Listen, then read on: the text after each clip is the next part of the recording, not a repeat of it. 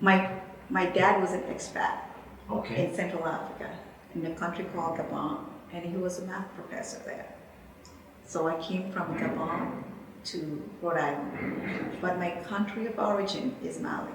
Gotcha. Okay. That's where I was born, but didn't really grow up there. And then he was an expat in the 1980s, and we stayed there until 2000. Wow. And what made you want to move here? What was like your biggest kind of thought, or your I'm going to USA because of this? Well, when you're a young person in Africa, America is like the, as they call it, the El Dorado, like the dreamland. Gotcha. And at the beginning, it was just for fun for me. My first trip to the US was in 1995.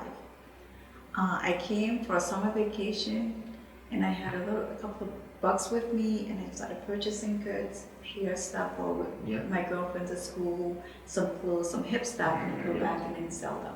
So it was just like a summer vacation kind of fun.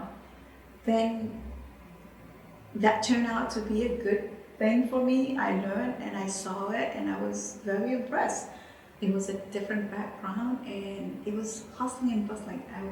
I stayed in New York City, and it was, let's just say, it was a positive feedback that I received, and I went back and I was like, let me do it again. So you apply to those different schools, but United States was not in my list, even though I had been coming. Really? Yes, it was not, because traveling back and forth, I realized it was expensive. Because I stayed in New York City, even just to breathe, you spend money. And so now my parents, mind you, my parents have no idea this is something I'm doing in the background. I'm here supposedly on a business trip. And you're concocting this plan to move. To move, exactly. But I was selling electronics back then. So I went from hair and extension to cell phone, the flip phone, the start the fax machine. Interesting. Yeah, it was Hustling. I was hustling, exactly. That's Hustling with the times. Exactly. I was You were the first eBay.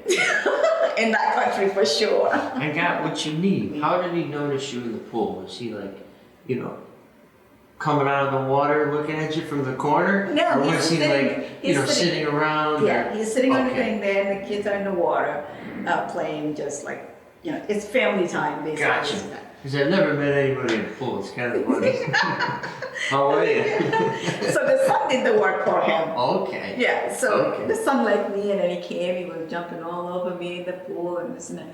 Then eventually he comes over and he said, you don't do that, you don't stop that, AJ. Okay.